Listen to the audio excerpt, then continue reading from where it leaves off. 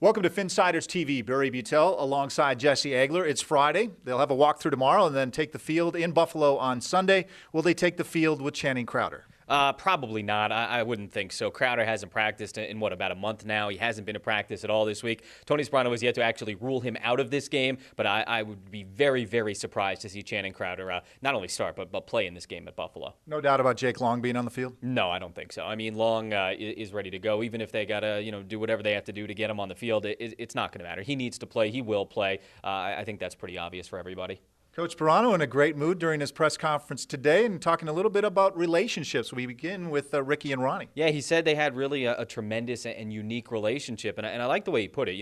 Both those guys could start for other teams, and usually when you've got two guys of that caliber in one backfield, you're going to have ego involved. And it's funny, you think about the Dolphins' history, of course, and you think about great backfields, and you go back to the 70s with those guys and the way they shared carries and the way it all worked out. And that's kind of what we got here with Ricky and Ronnie, and both guys really root for each other, Sparano said, and obviously they're as big a part of the Dolphins' success as anyone else. And the other relationship is between Chad Henne and offensive coordinator Dan Henning. Heard Tony Sparano refer to Chad Henne as our baby today. I like weird, that. Yeah. So he says, basically the relationship between Henne and Henning is really coming along nicely now. Henne's the starter. Everybody knows that. Coming into the season, the two of them were really able to work together. And you can tell that Sparano and Henning both sort of like that they can mold Chad Henne into the quarterback that they want him to be. Let's talk about some matchups and some key ones on Sunday. First of all, Brandon Marshall against Terrence McGee. Brandon Marshall against the entire Buffalo secondary. I mean, that's the strongest unit on their team by far. If there's one thing the Buffalo Bills are really good at, it's defending the pass. And we saw it a bit in the preseason. They've had a couple pick sixes already.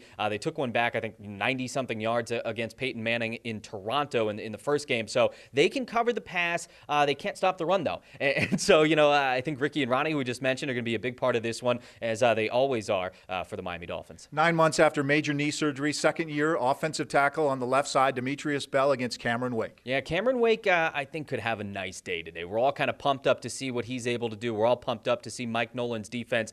Buffalo allowed a ton of sacks last year, I think fourth most in the entire NFL. So you better believe that Mike Nolan's kind of ready to go now after holding back throughout the whole preseason, something I know Chan Gailey talked about. And I would expect to see a heavy pass rush on Trent Edwards. Should be a great matchup at the Ralph Wilson Stadium in Orchard Park, New York. That'll do it for today. For Jesse Agler, I'm Barry Butel. You've been tuned in to Finsiders TV.